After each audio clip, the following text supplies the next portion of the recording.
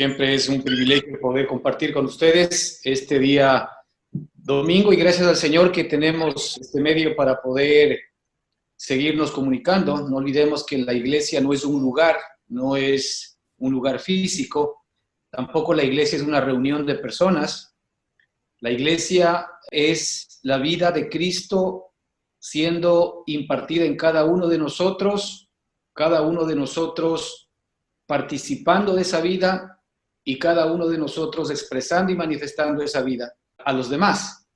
A eso es que tenemos que llegar. Esta es, ¿verdad?, una definición de lo que Cristo llama a la iglesia. La iglesia no es el lugar donde vamos. La iglesia no son las personas con las cuales nos reunimos. Los miembros de la iglesia compartimos algo en común, que es la vida de Cristo, la misma vida de Él. Así como los miembros del cuerpo son nuestros, porque comparten nuestra vida, mi mano, mi pie, mi cabeza, ¿verdad? Comparten la misma vida. De la misma manera, nosotros como congregación, cuando primero recibimos la vida de Cristo, la experimentamos y después la compartimos, allí estamos efectivamente cumpliendo el propósito principal de lo que significa la iglesia, y así es como vamos a ser uno en comunión con nuestra cabeza, que es Cristo. Bueno, vamos a arrancar en esta mañana, vamos a continuar. Hemos estado mirando las características particulares de la nueva creación, de la nueva criatura, y arrancamos con el hecho de que nosotros somos bendición. Después hemos visto efectivamente que somos sal, que somos luz. Hemos de alguna manera revisado brevemente, ¿verdad?, esta connotación maravillosa. Todo lo que nosotros somos es lo que la Escritura está revelándonos. Y continuamos en esa misma perspectiva porque habíamos comentado que desde este Sermón del Monte, efectivamente el Señor llevó a sus discípulos, ¿no?, a un lugar especial, al monte, para hablar con ellos y de alguna manera revelarles esta nueva creación, esta nueva persona que usted y yo somos el día de hoy y que tenemos que descubrir. Nuestra esperanza tiene que estar puesta en esa persona, en la nueva creación de Dios, ya no en la vieja, porque Él la exterminó. No olvidemos que terminó todo lo antiguo, de modo que si alguno está en Cristo, nueva criatura es. Las cosas viejas pasaron, las cosas viejas pasaron. Para Él ya todo lo pasado pasó, porque no olvidemos que para Él el tiempo no existe. Para nosotros sí, pero todo esto que nosotros estamos viviendo ahora en nuestra propia carne, para el Señor ya pasó.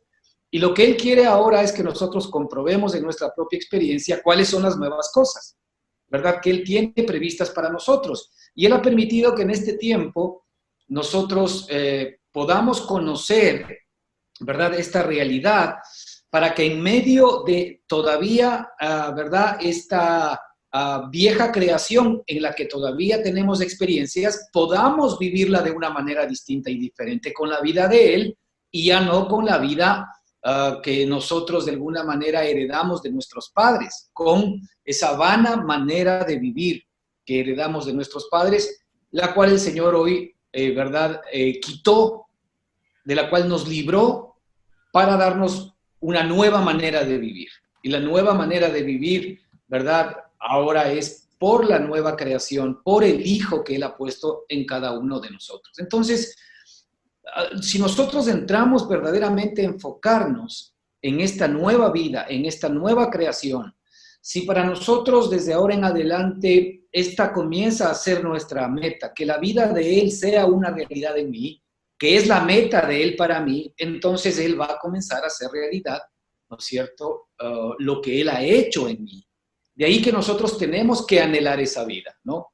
No tenemos que anhelar que se nos arreglen cosas, porque ahí es donde normalmente nos confundimos. La vida de Él, ¿no es cierto?, es lo que Él nos dio como la máxima expresión de la provisión de todo lo que usted y yo necesitamos en este tiempo y en el tiempo futuro, por la eternidad.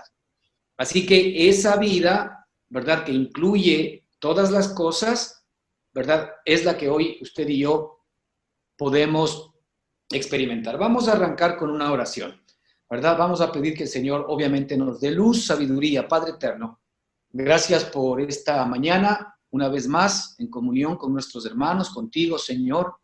Gracias por estar juntos sentados, Señor, en esta mesa maravillosa, aderezas mesa delante de nosotros en presencia de nuestros angustiadores. Gracias, Dios, Señor, porque tú eres más grande que los problemas, las dificultades, las luchas, nuestra carne, el mundo, Satanás y todo lo externo.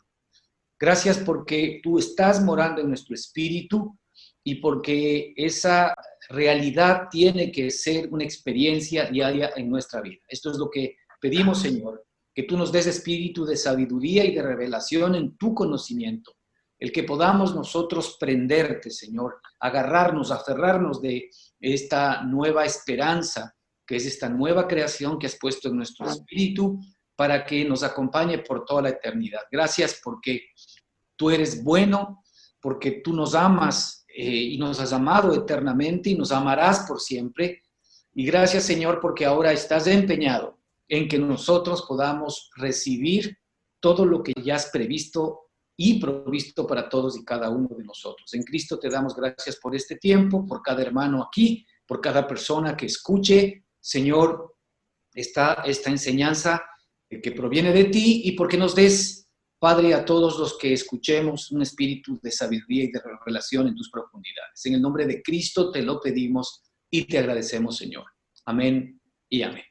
Bueno, muy bien, vamos a ir al libro de Mateo, en donde estamos, ¿no? Como habíamos comentado, y resulta que llegamos a Mateo capítulo 5, versículos 17, y ahí yo quiero hacer un recorrido, porque a partir de este versículo, como estamos viendo, ¿no? Aquí el Espíritu nos está revelando las características de la nueva vida, pero también de la mano va, ¿verdad? Haciéndonos de acuerdo de lo que éramos. Así que voy a ir rápidamente porque son algunos versículos por los cuales quiero recorrer, ¿verdad? No sé si alcancemos a hacerlos en todos, pero quiero ir a la idea central de lo que en los siguientes versículos del Señor nos quiere arrancar. Comenzando desde Mateo 5, versículo 17, dice, no penséis, ¿no es cierto?, que he venido para abrogar la ley o los profetas. No, no he venido para abrogarla, sino para cumplirla. Y después a la Escritura nos muestra y nos dice en el versículo 20, dice, si vuestra justicia, y esto es para nosotros, ¿no? Esto se los estaba diciendo a los discípulos, se nos está diciendo a nosotros. Les dice, si vuestra justicia no fuere mayor que la de los escribas y la de los fariseos, no entraréis en el reino de los cielos. Y solamente entender que en aquel entonces el título de escriba y de fariseo era muy alto, no era un título despectivo, no era un título deshonroso, al contrario, ser escriba o ser fariseo, ¿no es cierto?, era realmente de los títulos más altos, era seguramente lo que más estimaba a la gente, lo que más estimaba al pueblo, porque eran considerados, ¿no es cierto?, aquellos que eran intérpretes de la ley, ¿no es cierto?, y además eran los que enseñaban la ley, y además eran los que guardaban la ley, entre comillas. Entonces, efectivamente, es la figura clarísima del hombre religioso que con todo el corazón, con toda su alma quiere agradar a Dios, pero lamentablemente, ¿no es cierto?, estableciendo su propia justicia. Y este es un tema muy importante para nosotros. Si vuestra justicia no fuere mayor que la de los mejores hombres religiosos, no entraréis en el reino de los cielos. Ojo con lo que nos está diciendo aquí la Escritura. Y después continúa, ¿no?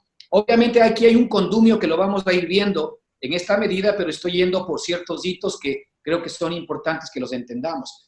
Y ahí entra el Señor justamente a explicar, ¿verdad?, todos los temas que la gente había entendido a través de la ley, a través del estudio permanente y continuo de la ley y los profetas. Entonces el Señor comienza con esta perspectiva en la que dice muchos de estos, ¿no? Oísteis que fue dicho, pero yo os digo, ¿no? En el versículo 21 dice, oísteis que fue dicho, pero yo os digo. Después va al versículo 27, cuando habla del adulterio. Dice, oísteis que fue dicho, pero yo os digo. Después va, ¿no es cierto?, al versículo 31, hablando del divorcio. Oísteis también que fue dicho, pero yo os digo, ¿ok? Y después va al versículo 33, hablando de los juramentos. Dice, además, habéis oído lo que fue dicho, a los antiguos, pero yo os digo. Después va al versículo 38, hablando del amor hacia los enemigos. Dice, oísteis que fue dicho, pero yo os digo. ¿Ok? Y llega al capítulo 6, en donde de alguna manera es otro puerto importante después de decir todo esto, y les dice, guardaos de hacer vuestra justicia delante de los hombres. A lo que nosotros estamos llamando en estas últimas reuniones el buen testimonio, ¿verdad? Guardaos de hacer vuestra justicia delante de los hombres para ser vistos de ellos. Muchas veces nosotros estamos más preocupados en lo que dirán los demás que en lo que Dios dirá, para que los demás de alguna manera vean nuestras buenas obras y nosotros seamos aceptados por ellos o ellos nos alaben por eso. Esto es lo que está en nuestro hombre adámico, ¿verdad? El ser vistos por los hombres. Dice, guardaos de hacer vuestra justicia delante de los hombres, para ser vistos de ellos. De otra manera, no tendréis recompensa de vuestro Padre que está en los cielos. Si nosotros estamos buscando ser bien vistos por los hombres, que digan, qué bueno que es tal persona, qué bueno que eres, cuánto cumples los mandamientos de Dios, dice pues, cuidaos de hacer vuestra justicia delante de los hombres para ser vistos de ellos, porque no tendréis recompensa de vuestro Padre que está en los cielos. Fíjese, esto va totalmente en contra de lo que nosotros normalmente creemos que debemos hacer, ¿verdad? Y aquí en el versículo 2, en la segunda parte, dice, para ser alabados por los hombres. Eso es lo que en el fondo les interesa. Cuidar el testimonio para ser alabados delante de los. Después ya va con Jesús y la oración, que lo vamos a seguir viendo. Pero ahí es que quería yo de alguna manera ir desarrollando esta temática, y ustedes ya están viendo que desde donde arranca nuestro querido Padre, ¿no es cierto? Es primero indicando que Él no ha venido, ¿no es cierto?, para abrogar la ley. Él no ha venido para eliminar la ley. Él no ha venido para eliminar ni abrogar los mandamientos de Dios, sino que Él ha venido para cumplir los mandamientos de Dios. Ahora, este es un primer tema importantísimo para usted y para mí. ¿Por qué? Porque hasta este momento, ningún solo hombre, ¿verdad?, en la tierra había sido capaz de poder cumplir los mandamientos de Dios. Y de hecho, la propia Escritura da testimonio de sí misma indicando que la ley fue dada, ¿no es cierto?, para que se haga en nosotros palpable el hombre de pecado que somos. Es decir, la ley no nos fue dada para que efectivamente nosotros podamos cumplir la ley, porque Dios sabía de antemano que nosotros éramos incapaces de cumplir la ley, porque la única manera como se puede cumplir la ley es a través del Espíritu. La ley es espiritual, por tanto, los que pueden cumplir la ley son los que son espirituales. Y nosotros somos carnales vendidos al pecado, así que era imposible que nosotros podamos cumplir la ley, ¿sí? Es decir, son dos eras, dos estadios distintos y diferentes. La carne efectivamente tiene sus propios lineamientos y el espíritu tiene sus propios lineamientos. Y la ley es espiritual, pero yo soy carnal, dice el apóstol Pablo, vendido al pecado. De tal manera de que era imposible para cualquier hombre que había nacido de Adán o cualquier hombre que pertenezca a la primer creación, era imposible el que efectivamente pueda cumplir la ley. Y ahí es donde viene, ¿no es cierto?, la primera razón por la cual Cristo vino como hombre. Cristo vino como hombre para cumplir la ley, y aquí lo deja muy sentado, ¿no? Y lo dice, no penséis que he venido para abrogar la ley o los profetas. No he venido para abrogarla, sino para cumplir. Es decir, yo he venido a cumplir porque soy el hombre espiritual, porque soy el único que puede cumplir estas demandas, porque las demandas son espirituales y yo soy el espíritu, y yo he venido a cumplir todo lo que el hombre, ¿verdad?, natural era incapaz de poder cumplir. Pero Él viene en semejanza de carne de pecado. Y ahí vamos un poquito también a ahondar lo que estamos comentando. Por ejemplo, en Romanos 8, 2, 4 se nos habla de este punto que estoy comentando y nos dice, porque lo que era imposible para la ley, ¿cierto? Por cuanto era débil por la carne. ¿Qué fue imposible para la ley? Para la ley fue imposible o era imposible el que yo sea transformado, el que yo sea cambiado. Es decir, si la ley me decía qué es lo que yo debía hacer o no debía hacer, y yo era capaz de poder cumplir 100% lo que la ley decía que podía hacer o no podía hacer, y si yo lo cumplía, pues era un hombre perfecto. Así de sencillo, porque la ley lo que manda, prohíbe o permite, efectivamente, ¿no es cierto?, al que lo pueda cumplir, realmente está demostrando que esa persona es perfecta. Y ningún ser humano que nació de Adán fue capaz de poder cumplirla, porque al ser imperfectos y al ser adámicos, no teníamos ninguna capacidad de poder efectivamente cumplir la ley. Entonces, para la ley era imposible el hacer que nosotros seamos justos, hacer que nosotros podamos cumplir la ley. Y de ahí que el propósito de la ley no fue el que nosotros cumplamos la ley, sino el propósito de la ley en un sentido es que nosotros quebrantemos la ley. ¿Pero por qué? Porque la ley y Dios mismo, ¿no es cierto?, saben que efectivamente nosotros somos incapaces de poder cumplir la ley. Y Dios sabía que cuando dio la ley, lo dio a causa del pecado. ¿Para qué? Para que nosotros se haga visible que somos pecadores. Como antes no existía ley, ¿no es cierto?, entonces nosotros hacíamos las cosas y no sabíamos que éramos pecadores. Pero ahora que efectivamente sí existe el mandamiento, ¿no es cierto?, el pecado se vale del mandamiento que es bueno y genera en mí absolutamente lo contrario que dice el mandamiento y me lleva cautivo a hacer aquello que el mandamiento me dice que no debo hacer.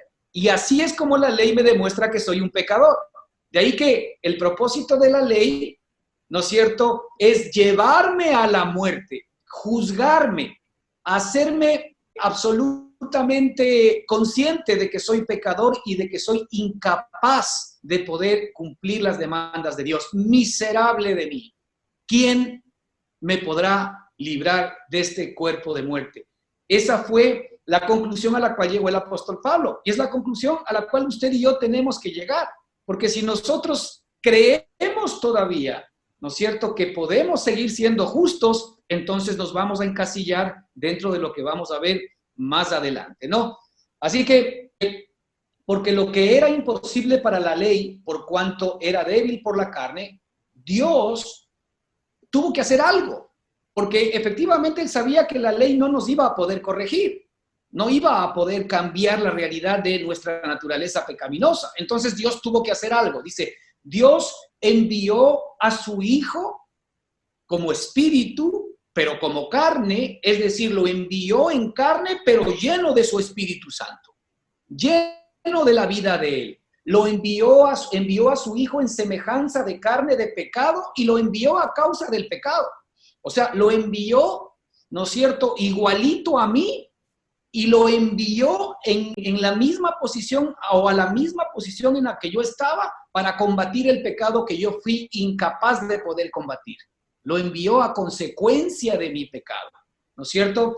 Y dice, ¿y qué es lo que pasó? Cristo condenó al pecado en la carne. Es el único hombre sobre la tierra que vino y pudo condenar al pecado en la carne. Es decir, pudo cumplir absoluta y completamente la ley y todo lo que nuestro Padre nos mandaba. Allí es donde Él se convierte en nuestra justicia, en nuestra justificación. Es decir, por la obra de Cristo, ahora nosotros somos considerados justos. Así como por la obra de Adán, y esto ya lo hemos hablado varias veces, usted es pecador, ¿no es cierto?, porque recibió una naturaleza pecaminosa de parte de sus padres de sus abuelos, y los abuelos así, de sus padres hasta llegar a Adán. Adán fue el que nos transmitió a todos nosotros las consecuencias de su pecado, de su injusticia. Pero también es injusto, y Dios lo ve así, también era injusto que usted y yo, que no tocábamos ningún pito en esta fiesta, por llamarlo de esta manera, hayamos recibido algo que usted y yo, ¿no es cierto?, de alguna manera ni siquiera nos habíamos enterado, simplemente lo recibimos. Nosotros lo que hicimos fue nacer del hombre adámico y recibir todas las características del hombre adámico, las consecuencias del pecado de Adán, todo lo que nosotros hoy conocemos como la muerte, ¿verdad? Es lo que usted y yo hemos recibido. La pregunta es, ¿acaso a mí el Señor me pidió permiso? ¿O acaso a mí me pidió consentimiento para vivir en la carne? ¿Acaso a usted el Señor le pidió consentimiento para que usted viva en esta carne? No. Usted simplemente se encontró en esta carne. En el momento en que tuvo conciencia en su cabeza de que usted existía, se encontró en esta carne y comenzó a desarrollar la vida que heredó de sus padres, la vana manera de vivir de la cual Dios nos quiere salvar. Entonces todos hemos sido presas de esta vida, hemos sido presa de este hombre pecaminoso, ¿no es cierto?, con esta naturaleza pecaminosa que nos lleva permanente y continuamente a pecar. Entonces de esto es que nos tenía que salvar nuestro Padre. Y Él sabía que no era necesariamente un tema nuestro, al contrario, Él sabía que efectivamente habíamos caído en esta desgracia, ¿no es cierto?, evidentemente por una mala decisión de Adán, pero Adán, ¿no es cierto?, decidió en función de un engaño. Adán decidió en función de la inconsciencia que él tenía, más allá del mandamiento que el propio Dios le había dado, de no hacer o de no comer del árbol de conocimiento del bien y del mal. Pero sin embargo, él era inocente respecto de entender las consecuencias de la muerte. Él no sabía ni entendía absolutamente lo que el Señor le estaba hablando, porque el hombre nunca había experimentado la muerte. Recién a partir de que el hombre peca, experimenta la muerte. Ahora, todo esto es un plan de Dios. No es que al Señor se le había ido esto de las manos. Y este plan tiene que ver con el hecho de que desde este lado de la carne, en donde usted y yo efectivamente vivimos las consecuencias de la carne, vivimos el temor, el miedo, la inseguridad, la insatisfacción, ¿verdad? Problemas serios emocionales, vivimos la pobreza, la tristeza, la injusticia y todo lo que significa la muerte, incluido la muerte física. ¿Ok? Incluido la muerte física, porque la muerte es todo esto. Todo esto nosotros hoy lo vivimos. Pero ahora en estas circunstancias es que podemos efectivamente nosotros valorar y conocer el amor, la gracia, el perdón, la paciencia, ¿no es cierto? La bondad, la benignidad y todo lo que nuestro Padre es. ¿Por qué? Porque Él sabe qué hace, tomando en cuenta que efectivamente el hombre, yo, usted y todos nosotros habíamos pecado y no teníamos desde la perspectiva nuestra ninguna capacidad de poder salvarnos a nosotros mismos. Él envía a su Hijo en semejanza de carne de pecado y a causa de nuestro pecado para condenar al pecado en su propia carne y terminar con aquello que a usted y a mí toda la vida nos ha tenido efectivamente sometidos a esclavitud. Entonces el Señor Jesucristo lo que hace, ¿no es cierto?, es viene, toma todos nuestros pecados, toma toda nuestra culpa, toma todas las consecuencias de los pecados, la consecuencia de las circunstancias que hemos vivido, las toma Él en sí mismo, ¿ok? Pero primero, antes de tomarlas, ¿no es cierto?, efectivamente Él paga absolutamente, ¿no es cierto?, y cumple la ley y los profetas. Él cumple la ley, lo que ningún hombre pudo hacer. Pero ahora que cumplió la ley, que era el único hombre sobre la tierra que había cumplido la ley, no contento con haberla cumplido, ahora Él se hace pecado, ahora Él recibe nuestro pecado, recibe nuestra maldad, recibe efectivamente todas nuestras detracciones, recibe toda nuestra infidelidad hacia nuestro Dios. Él la recibe como que si Él mismo hubiese cometido cada uno de nuestros pecados. Y Él lleva a la cruz y los paga por nosotros. Y paga por nosotros todo aquello. La pregunta es, ¿acaso ahí no vemos nosotros el amor y la misericordia de Dios a nuestro favor? ¿Acaso no vemos el amor tan grande que Dios nos tuvo, verdad? Para inclusive mandar a su Hijo a que cargue con todo la maldad nuestra, ¿verdad? ¿Para qué? Para que ahora por la justicia de Él, por la justicia que Él cumplió y en el nuevo nacimiento y en la nueva creación, ahora nosotros podamos, al igual que en la primera creación, recibir las consecuencias de la justicia de Cristo. Por eso es que Cristo ahora se convierte en nuestra justicia y el Señor nos dice aquí, efectivamente, en Mateo capítulo 5, yo he venido a cumplir la ley. Así que nosotros deberíamos pegar un sonoro aplauso porque Él vino a cumplirnos la ley. Él vino a hacer lo que ninguno de nosotros fue capaz de hacer y el Señor, básicamente, nuestro Padre, toma el cumplimiento de la ley de Cristo como el cumplimiento de la ley de todo aquel que en Él cree.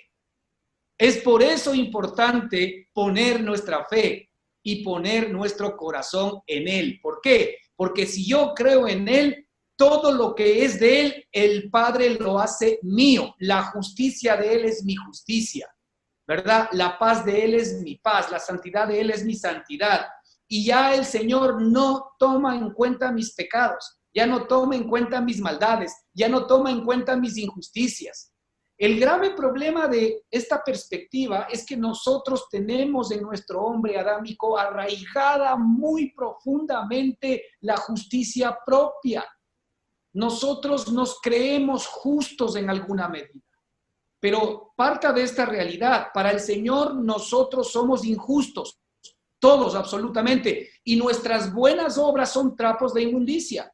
De tal manera de que no hay un solo hombre calificado delante de Dios. Nuestras buenas obras son como trapos de inmundicia. Y déjeme decirle algo, que las buenas obras nuestras están lejos de ser buenas obras de Dios. Dios ve inclusive al hombre pecador, al hombre que ve tan mal sus obras, que reconoce que es indigno de que pueda ser perdonado con Dios. Cuando un hombre ha hecho las cosas de tal manera y se ve a sí mismo, ¿verdad?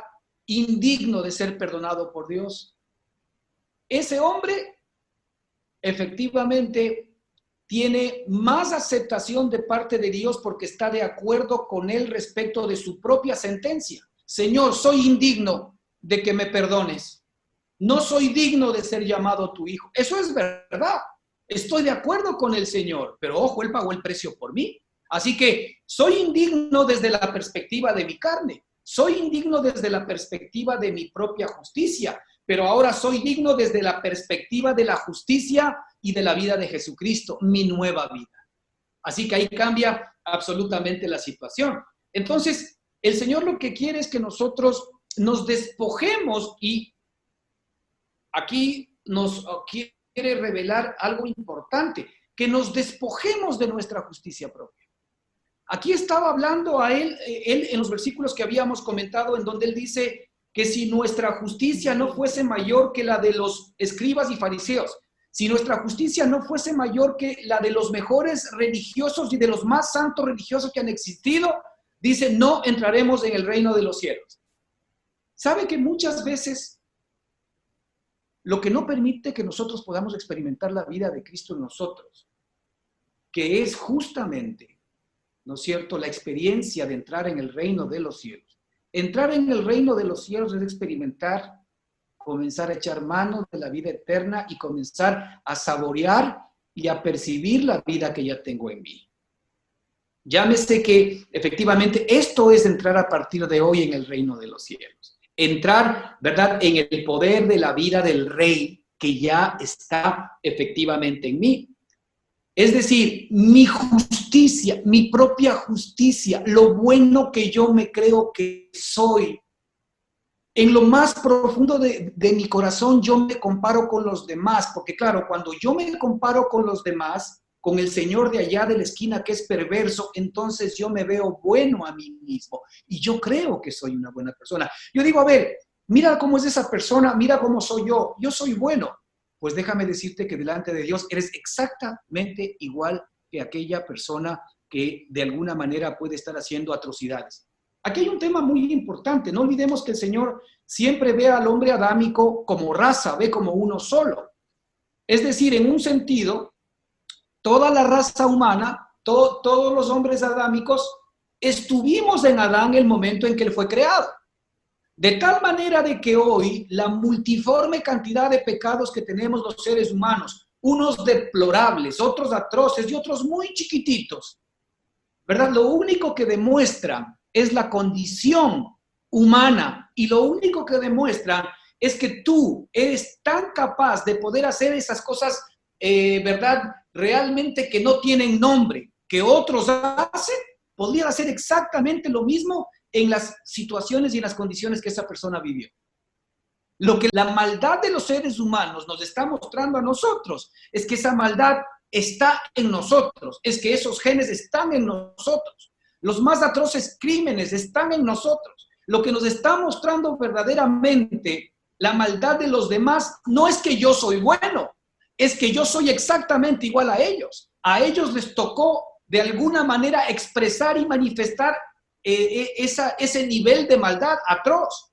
A mí seguramente, ¿verdad? Me está tocando manifestar simplemente unas pequeñas mentiras, unos pequeños malos sentimientos, unas pequeñas envidias, unas pequeñas situaciones de ira, de coraje, impaciencia. Eso es lo que yo estoy manifestando, pero yo me creo que soy mejor que el otro. No, somos exactamente iguales delante de nuestro Padre. Y por eso aquí la exhortación del Espíritu y nos dice, si vuestra justicia no fuese mayor, es decir, si se trata aquí de que yo te voy a aceptar por tu propia justicia, yo te voy a poner la vara, dice el Señor. Tu justicia tiene que ser mayor que la de los mejores, de los más sabios y mejores religiosos que hayan existido sobre esta tierra. En este entonces eran los escribas y los fariseos. Así que estamos dispuestos nosotros a competir con ellos para que efectivamente nos tengamos que medir de acuerdo a la justicia de cada hombre y ser nosotros aceptados por la justicia de Dios. Fíjate, por esto es que el Señor dice, yo he venido a cumplir la ley. El único que podía cumplir la ley es Cristo. Y ni los escribas, ni los fariseos, ni el más santo de los hombres, ¿verdad? Como nosotros de alguna manera los configuramos, somos capaces de poder cumplir los mandamientos de Dios. No podemos. Entonces este es un problema de naturalezas, es un problema de vidas. La vida adámica no puede cumplir los mandamientos más pequeños de Dios, ni los grandes. En cambio, la vida espiritual sí puede cumplirlos. Es totalmente distinta y diferente. Entonces, partiendo de esto, el versículo 19 dice lo siguiente. Y aquí nos va la Escritura a mostrar estos dos hombres que tenemos en nuestro corazón. Y por favor, tome en cuenta que nuestras charlas tienen que ver muchísimo con el enfoque, ¿no es cierto?, del nuevo hombre, porque a él es el que le queremos levantar, porque el nuevo hombre es Cristo mismo. Nuestra predicación debe estar centrada en el nuevo hombre, nuestra predicación debe estar centrada en Cristo, nuestra predicación debe estar centrada en la nueva persona que somos, nuestra predicación debe estar centrada en las bendiciones, en la victoria, en el poder, en la gracia de nuestro Dios. Nuestras predicaciones no pueden estar basadas en nuestra vieja criatura. Nuestras predicaciones no pueden estar basadas en el diablo, en los problemas, en las luchas, en las dificultades, en la muerte.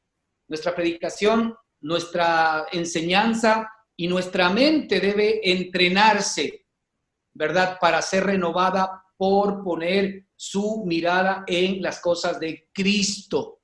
Hay un verso en donde el apóstol decía, porque todos los hombres buscan lo suyo propio y no lo que es de Cristo. Entonces el nuevo hombre busca lo que es de Cristo y no lo que es suyo propio. Ahí es donde nuestra mente tiene que efectivamente enfocarse y centrarse, y ahí es donde la Escritura dice, transformaos por medio de la renovación de vuestro entendimiento. Nuestro entendimiento va a ser renovado en la medida en que esté enfocado en las cosas de Cristo, en las cosas del Espíritu, en las cosas del reino de Dios, en las cosas venideras, que efectivamente ahí tenemos un ataque tremendo del enemigo, porque hay un espacio que nosotros tenemos que se llama la mente, en donde de alguna manera en la mente Satanás tiene libre entrada. El enemigo tiene libre entrada para desviarnos a través de los pensamientos de, ¿verdad?, la mirada puesta en Cristo Jesús y en las cosas espirituales. Y él tiene muchísimas opciones ahora para poder desviarnos de la mirada de Cristo. Ahora hay muchísimas distracciones, ¿verdad? Que efectivamente nos quitan a nosotros de la mirada de Cristo. Y el enemigo lo que hace es poner pensamientos en nuestra mente y nosotros nos confundimos muchas veces porque creemos que son nuestros propios pensamientos. No olvide que la Escritura nos dice que nuestra mente adámica es enemiga de Dios. Entonces, todo lo que nuestra mente adámica piensa está en contra de lo que Dios manda o de lo que Dios pide. Todo lo que nuestra mente adámica piensa es en las cosas de la carne. Las cosas de la carne son las cosas de este mundo, las cosas que interesan, las cosas que me pertenecen a mí, las bonitas y las feas. ¿Ok? Todo eso es ocuparse en las cosas de la carne. Entonces, ¿qué es lo que sucede? La mente, normalmente como está habituado a aquello, está siendo manejada por el enemigo. La mente ya no necesita muchas veces que el enemigo le ponga cosas, sino que automáticamente ella solita se dispara a cosas que nos distraen de las cosas que son de Cristo. Pero cuando ya nosotros comenzamos a tener conciencia de que el enemigo efectivamente utiliza nuestra mente para apartarnos de las cosas de Dios, sí que allí el enemigo va a intentar esmerarse el poner permanentemente cosas. Es decir, cuando usted, por ejemplo, ha decidido en su espíritu el enfocarse en las cosas del espíritu, ¿sabe qué debería suceder? Inmediatamente, tanto el alma como el cuerpo se deberían someter a ese deseo del espíritu, porque lo es, porque el espíritu es más grande que el alma y el cuerpo. El Dios diseñó al ser humano para que el espíritu sea el patrón de todo el ser humano, por ponerlo así. Dios diseñó al ser humano para que el espíritu sea el que reine sobre el alma y sobre el cuerpo. Y por eso es que el Señor ahora nos ha dado un espíritu nuevo, porque ese espíritu nuevo, ¿verdad? Que va siendo alimentado por el Espíritu Santo y va creciendo por el Espíritu Santo, ese espíritu nuevo lo que hace es efectivamente ir fortaleciendo el nuevo hombre que va creciendo a la estatura de la plenitud de Cristo, y ese nuevo hombre que es a imagen de Dios es el que comienza a prevalecer sobre el alma y sobre el cuerpo. Y nosotros comenzamos a expresar y a manifestar en nuestra alma y en nuestro cuerpo la vida de ese hombre. Pero ¿qué es lo que nos sucede ahora? ¿Verdad? Todavía tenemos un espíritu débil en un sentido, ¿no? ¿Por qué? Porque no está bien alimentado. Entonces, ese espíritu nuevo que tenemos, que todavía es un niño, ¿verdad? Espiritual, ese espíritu decide enfocarse en las cosas que son del espíritu. La Escritura dice que los que son del espíritu piensan en las cosas del espíritu, pero los que son de la carne piensan en las cosas de la carne. Entonces el espíritu ahora se quiere enfocar en las cosas del espíritu. Satanás, que todavía tiene capacidad de poder meterse en la mente humana, no olvidemos que tenemos la mente en el alma, pero también tenemos el conocimiento espiritual en el espíritu, ¿no es cierto? A lo cual nosotros llamamos la intuición. Esa intuición en el espíritu es la que primero recibe las enseñanzas de nuestro Padre, de espíritu a espíritu. ¿Ok? Y esas enseñanzas que recibe el espíritu son las que después efectivamente le muestra a la mente humana, para que la mente lo entienda, lo comprenda y lo discierna. Pero también el enemigo tiene acceso a nuestra mente humana. Y en nuestra mente humana, el enemigo normalmente, cuando nosotros hemos decidido enfocarnos en las cosas del espíritu, comienza a poner distracciones. Así hay que darse cuenta que nos comienza a atacar. Comienza a poner distracciones, y él normalmente pone distracciones con cosas que él sabe que a nosotros nos gustan, que nos pueden sacar efectivamente del anhelo que tiene nuestro espíritu de enfocarse en las cosas espirituales. Y nos pone pensamientos, y nos pone deseos, y nos pone circunstancias, de tal manera de que efectivamente nosotros, si no discernimos esto, ¿verdad? Nosotros lo vemos como natural, lo vemos como nuestros propios pensamientos, lo vemos como nuestros propios deseos, pero ya no. Es Satanás, es el enemigo, de alguna manera intentando a través de esas viejas prácticas, ¿no es cierto?, de esa vieja usanza, el desviarnos de las cosas que son de Cristo. Pero cuando yo efectivamente sé que el Espíritu es el que pone en mí así el querer como el hacer. A ver, cuando tú dices, Señor, yo quiero realmente poner mi mirada en ti, quiero poner mis pensamientos en ti, eso sale de tu espíritu. Ahora la pregunta es, ¿por qué no eres capaz de poder hacer que eso funcione? Porque inmediatamente te vienen pensamientos a otro nivel, que es el nivel del alma, en donde el enemigo, ¿verdad? ¡Plac! A través de un chat te distrae. Donde el enemigo, a través de un olor, te distrae. Donde el enemigo, a través de cualquier cosa que pase por tu mente o por el exterior, te distrae. Y aquella resolución que habías hecho en tu espíritu de seguir las cosas del Señor inmediatamente se difumina. ¿Por qué? Porque el enemigo así es como nos comienza a atacar. Entonces nosotros debemos saber que Él tiene un arma. Él tiene la posibilidad de poner pensamientos en nuestra mente, pero Él no tiene posibilidad de sostenerlos y mantenerlos. Dios ha permitido que el enemigo pueda poner pensamientos en nuestra mente, pero Él ahora por el Espíritu nos da el poder para rechazarlos. Porque si es que yo he determinado con el Espíritu que tengo ahora en mi corazón, por el Espíritu de Dios, el poner mi mirada en las cosas espirituales, entonces todo lo que me venga, que no sea esa intención, debo reconocerla como un ataque del enemigo con cosas muy sutiles para que yo me desenfoque del propósito del Espíritu. Y allí es donde yo soy capaz de poder, por el poder de Dios, por el Espíritu de Dios, ¿verdad? Entender, tener percepción, comenzar a discernir que efectivamente el enemigo me está molestando. Y no creer ya que esto es algo mío, que esto es algo de mi propio hombre natural, que esto es algo que sale de mí mismo. No es así, porque tú ahora, como sabes, eres una nueva persona. De modo que si alguno está en Cristo, nueva criatura es. Tú eres nueva criatura. Esa nueva criatura es distinta a la vieja criatura. Esa nueva criatura ya no piensa mal. Esa nueva criatura no se le vienen pensamientos, ¿verdad?, raros. A esa nueva criatura no se le vienen distracciones. No, a la vieja criatura se le vienen todas estas cosas. Pero antes nosotros vivíamos en esta mente descalificada por Dios y nosotros ya hacíamos, ¿no es cierto?, básicamente por naturaleza todo aquello que nos venía. Pero ahora sabemos que esa naturaleza era realmente controlada por el enemigo. Esa naturaleza era verdaderamente inspirada, ¿no es cierto?, por el enemigo, y no podemos caer hoy en esa circunstancia. Entonces, aquí el Señor nos va a mostrar algo muy importante. Dice, de manera que cualquiera que quebrante uno de estos mandamientos muy pequeños y así enseñe a los hombres, muy pequeño será llamado en el reino de los cielos. Y dice, mas cualquiera que los haga y los enseñe, este será llamado grande en el reino de los cielos. Aquí habla de dos personas, las que siempre estamos tomando en cuenta. Aquí la primera persona es el cualquiera que quebrante uno de estos mandamientos por muy pequeños. Aquí ya no está hablando de no matarás ni de esas cosas, ¿no?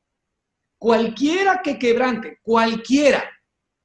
Y esto es todo hombre que ha nacido de Adán.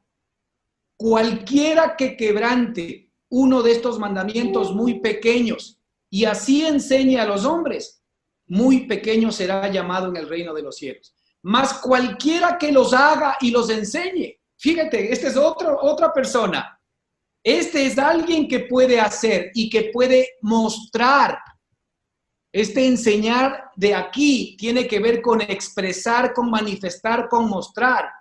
Porque resulta que en el caso del primer hombre, el primer hombre lo que hace es, ¿no es cierto?, quebranta estos mandamientos, por muy pequeños que sean, los quebranta, y ya vamos a ver, y por eso dice más adelante, ¿verdad? Oísteis que se dijo, mas yo os digo. Oísteis que se dijo, mas yo os digo, porque ahora él va a decirte muy bien.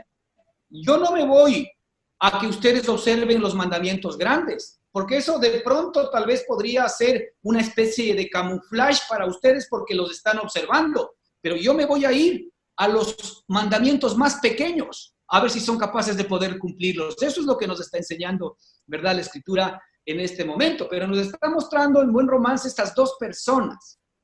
La persona que normalmente, ¿verdad?, intenta cumplir por su propia justicia los mandamientos de parte de Dios, por sus propias capacidades, ¿no es cierto? Y efectivamente aun cuando podría, entre comillas, observar los grandes mandamientos, pero los muy pequeños es incapaz de poder cumplir. Pero a ver, vamos a hacerlo real. Si es incapaz de poder cumplir los pequeños mandamientos, ¿cómo va a ser capaz de cumplir los grandes? Imposible.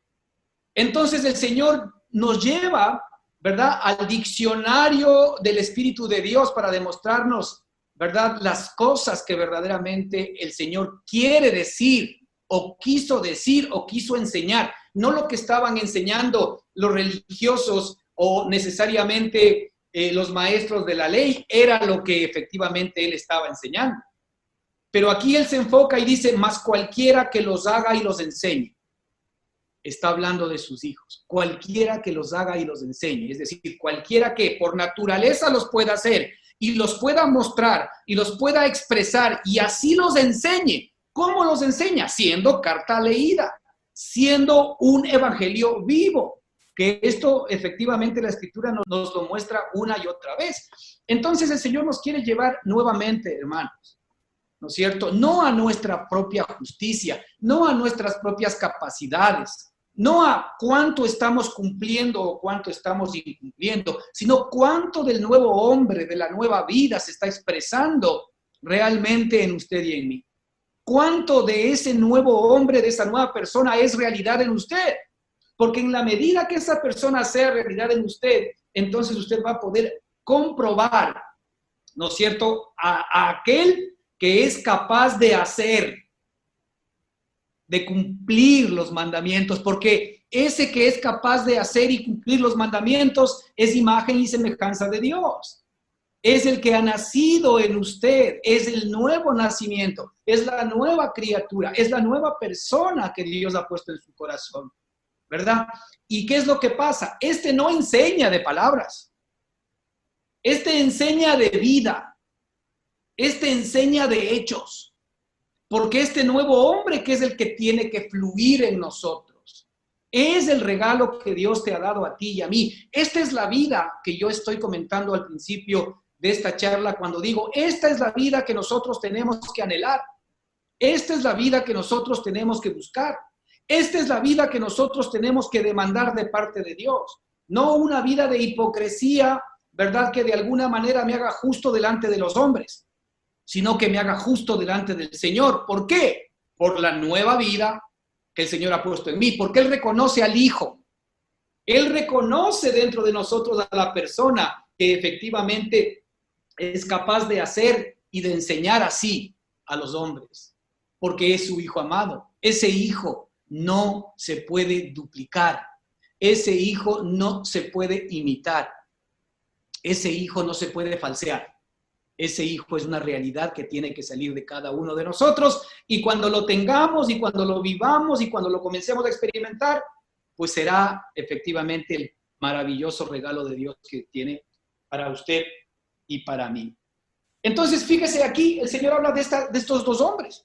Por el un lado, ¿no es cierto?, está la justicia de los escribas y de los fariseos, que es el hombre que cualquiera que quebrante uno de estos mandamientos muy pequeños y así enseña a los demás. Pues eso es lo que hacían exactamente los escribas y los fariseos. Ellos eran maestros de la ley. Ellos enseñaban lo que efectivamente no se debía hacer, pero sin embargo ellos mismos eran incapaces de poder hacerlo. Y el Señor les decía a ellos, médico, cúrate a ti mismo.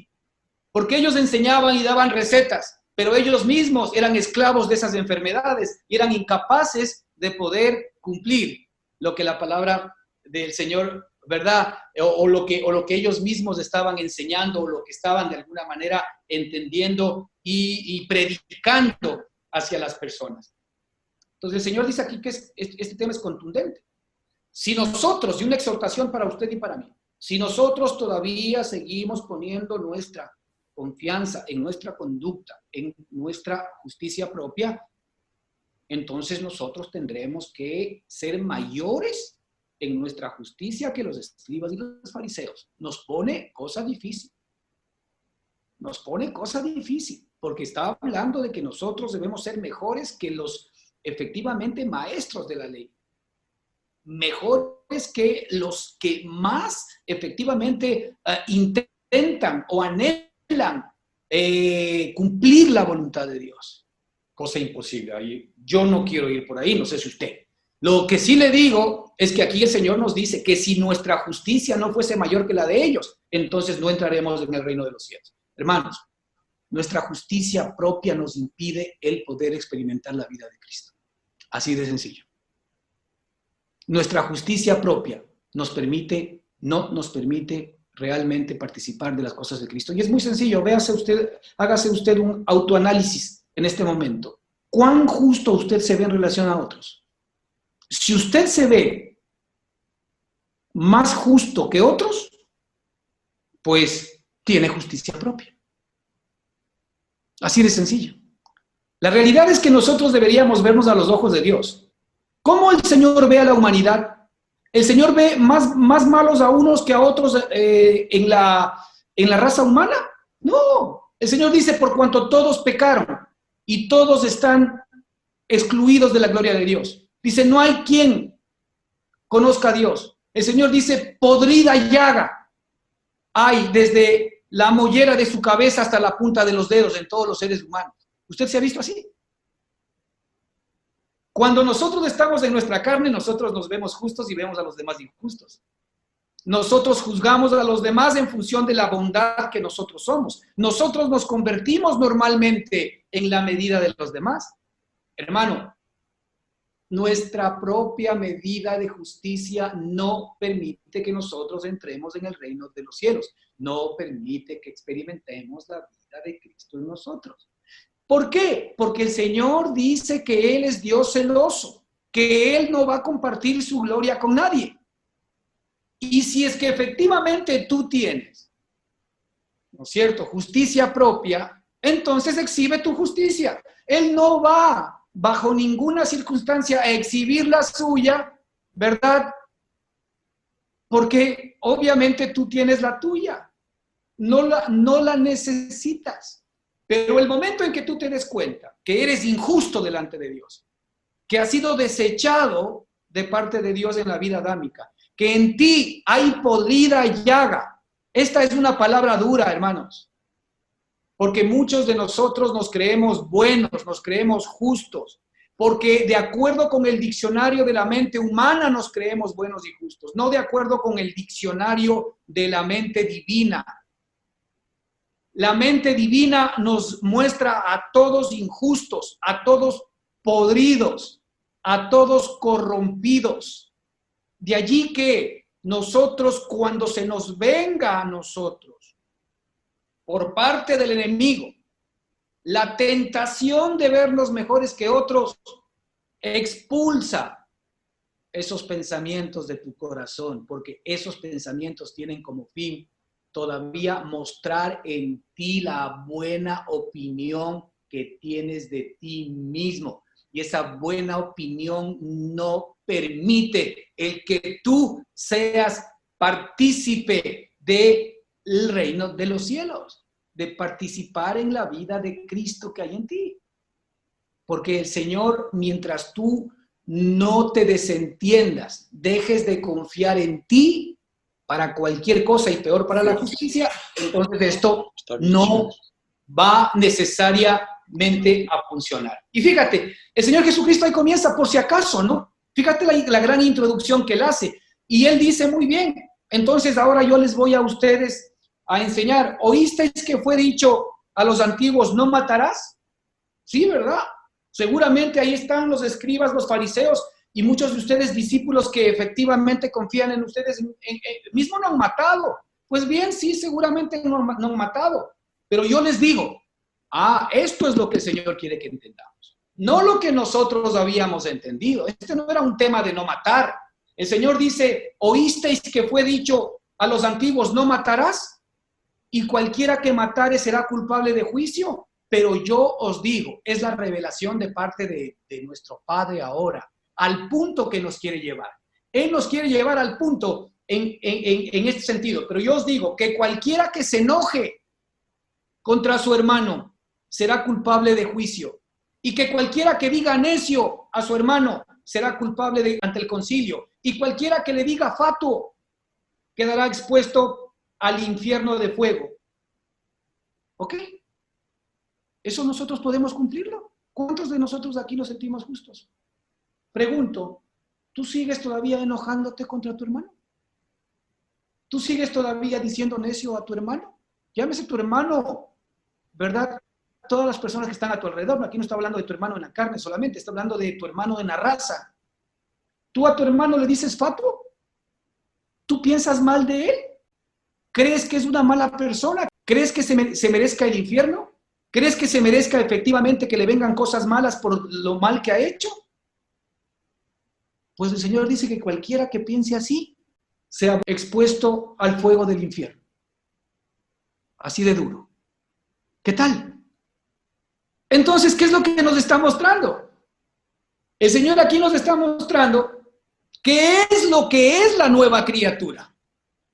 Ese es el punto que tenemos que ver. Porque el nuevo hombre no se enoja contra su hermano. El nuevo hombre no dice nunca necio a su hermano. El nuevo hombre nunca dice fatuo a su hermano. Miren a Jesucristo. Si Jesucristo, que es nuestro hermano, ¿verdad? Y en la condición de maldad, de pecado que nos encontró, Él tenía que haber venido a morir por nosotros. No, Él nunca nos dijo, ¿verdad? Ni se enojó con nosotros, nunca nos dijo necios, nunca nos dijo fatuos, sino que Él vino, se despojó, vino a morir por nosotros. El justo por los injustos.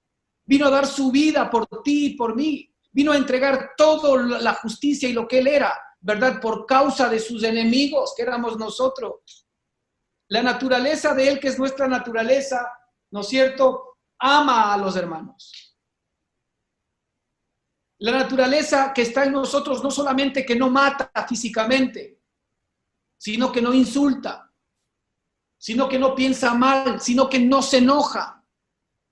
La naturaleza nueva que está en nosotros no dice necio, no dice fatuo a ninguno, a ninguna persona. Hermanos, ¿qué tan lejos estamos de aquello? Esto el Señor dice, que efectivamente ahora tú deberías cumplir si es que tu justicia es la que vas a poner en juego. Y si tú no cumples esto, entonces tú estás expuesto al fuego del infierno. No, el Señor no te está metiendo miedo. El Señor te está diciendo que es imposible el que cualquier hombre humano, adámico, pueda cumplir estas exigencias. Por eso Él vuelve y dice, si vuestra justicia no fuere mayor que la de los escribas y de los fariseos, no entraréis en el reino de los cielos. El Señor está poniendo un imposible en nuestros ojos para que nosotros dejemos de hacer lo imposible y para que nosotros efectivamente poniendo nuestra mirada en la nueva vida que Él nos ha dado, la que sí puede cumplir todo lo que nuestro Padre demanda, esa vida realmente sea la que tú y yo podamos heredar, porque el niño nos es nacido, hijo nos es dado. El Señor quiere ir a la raíz y a la profundidad de esto, porque muchas veces nosotros nos conformamos simplemente con no hacer cosas externas que de alguna manera no llamen la atención de los demás, que de alguna manera no pongan en duda de que soy cristiano, que de alguna manera no hablen mal de nuestro Padre. Y nosotros de alguna manera nos volvemos hipócritas porque por dentro sí que estamos llenos de chismes, estamos llenos de mentiras, estamos llenos de detracción, estamos llenos de enojo, de necedad, somos fatuos. Ahora, esto no es para arrepentirnos delante del Señor en la vieja creación. Esto es para que cambiemos de mentalidad, porque en la nueva criatura ya esto no existe. No olvidemos que el Señor nos viene mostrando, ¿no es cierto?, desde las bienaventuranzas, quiénes somos. Pero el Señor quiere que ahora disfrutemos de lo que somos y que lo que Él dice que somos se haga realidad en nuestra experiencia, de tal manera que nuestra experiencia con su dicho comulguen y digan amén, así es. Y no solamente que nuestra mente reciba una palabra que no la puede vivir y así la enseñe. Esto es lo que nos dice la Escritura que es importante. Hay mucha gente que recibe la palabra, se vuelve religiosa, ¿verdad? Intenta de alguna manera mostrar su santidad y su justicia ante los hombres, que es lo que le importa, pero sin embargo, en la parte interior, a donde va el Señor Jesucristo, ahí no se puede esconder la maldad, ahí no se puede esconder el pecado. Ahí sigue todavía efectivamente, ¿verdad?, viviendo la vieja criatura. Ahí todavía sigue tomando partido el viejo hombre, la naturaleza pecaminosa. Ahora, el Señor nos pone, ¿verdad?, a luz de estas circunstancias para que echemos mano de la nueva vida que no necesita ningún esfuerzo para no hacer esto. Hermano, le aseguro que para no matar exteriormente, ¿no es cierto?, digámoslo entre comillas, posiblemente sea más fácil el mostrar una cierta justicia, porque es algo exterior. Muchos de nosotros seguramente aquí nunca hemos matado. Muchos de nosotros seguramente nunca lo hemos hecho en términos físicos. Pero estoy absolutamente seguro, porque aquí el Señor dice, ¿oísteis que fue dicho no matarás? Pero yo os digo que el que se enoja con su hermano, el que le dice necio a su hermano, el que le dice fatuo a su hermano, es culpable de juicio. Hermanos, todos estamos descalificados. Todos somos potencialmente asesinos en nuestra carne delante de los ojos de nuestro Padre. ¿Pero para qué nos muestra esto nuestro Padre? Por favor, para que nos desentendamos de nuestra propia justicia, para que no tengamos un elevado concepto de nosotros mismos, para que nosotros no volvamos a vernos mejores que los demás. En la nueva criatura, el Señor nunca Él se vio mejor a nosotros. Si no, no hubiese dado su vida por nosotros. El Señor nunca se vio superior a nosotros. Él se vio como nuestro hermano. Y lo que vino simplemente es a rescatarnos de esta vana manera de vivir. Vamos a continuar la próxima semana con este mismo tema, hermanos. Y por favor, un tema muy importante. Miremos hacia adentro a ver que si es que de alguna manera esta justicia propia, por más chiquitita que sea, porque esto está arraigado en lo más profundo de nuestro ser, créanme. Nosotros los hombres tenemos que luchar con nuestra propia justicia. La propia justicia nuestra es enemiga de Dios, porque es nuestra propia justicia. Pero la justicia de Dios solamente va a ser posible el que la podamos nosotros experimentar en la medida en que desechemos esa justicia propia. Así que cuando te venga a tu corazón la tentación de verte mejor que los demás o de hablar mal de los demás, porque siempre el hablar mal de los demás, si tú te das cuenta, viene en función de verte a ti mismo mejor que ellos, más inteligente, más sabio, más bueno, más cauto. Pero te estás equivocando porque el Señor dice, maldito el hombre que confía en el hombre. Y si nosotros confiamos en nosotros mismos, pues tienes un problema, porque tú eres hombre. Maldito el hombre que confía en el hombre. El Señor nos ama, el Señor quiere que echemos mano de la vida eterna, el Señor nos conoce como de aquellos que ahora podemos no solamente vivir, sino que demostrar, enseñar y expresar lo que Cristo es. Ese es el regalo que el Señor tiene para ti y para mí. ¿Y de dónde Él quiere que te aferres? El Señor quiere mostrarte áreas en tu vida que seguramente no están permitiendo el que tú recibas, el que tú puedas experimentar la vida que Él te ha dado. Ese es el mensaje que el Señor tiene para nosotros el día de hoy. Que el Señor les bendiga ricamente. Continuamos la próxima semana.